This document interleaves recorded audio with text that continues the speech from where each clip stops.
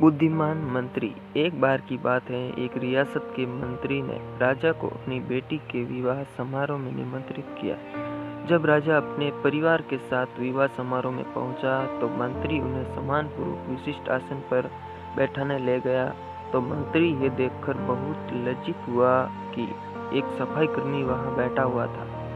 उसने सफाई कर्मी को सभी के सामने वहां से उठा फेंका और उससे बहुत डांटा। सफाई कर्मी ने बहुत अपमानित महसूस किया और बदला लेने की योजना बनाने लगा। अगले दिन सुबह जब वह राजा का कक्ष साफ कर रहा था, तभी वह जानबूझकर बड़बड़ाया, राजा कितने नादान हैं, उन्हें यह पता ही नहीं कि रानी और मंत्री के बीच क्या चल रहा है। राजा आधी नींद में था। ये क्या बकवास कर रहे हो? उसने पूछा। महाराज, मैं पूरी रात सो नहीं पाया, मैं तो नींद में बड़बड़ाया रहा था, सफाई कर्मी जवाब में बोला। हालांकि उसकी बात सुनकर राजा के मन में संदेह के बीज पड़ गए थे। राजा अब मंत्री से चिढ़ने लगा और समय समय पर अपमानित करने लगा। एक दिन तो उसने द्वारपालों से यह तक कह दिया कि वे मंत्री को महल में घुसने ही न दें। मंत्री राजा के व्यवहार से बहुत चकित था, लेकिन कुछ विचार करने के बाद उसे समझ में आ गया कि सफाई कर्मी ही इसके लिए जिम्मेदार हो सकता है। मैंने उसका अपमान किया था और उसी का उसने बदला लिया।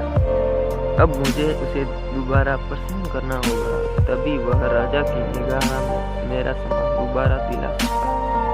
मंत्री ने सोचा, एक दिन उसने सफाई कर्मी को अपने घर भोजन पर आने का निमंत्रण दिया और कहा, मेरे दोस्त, मुझे क्षमा कर दो, मैंने तुम्हारा अपमान किया था, मुझे गलती का एहसास हो गया।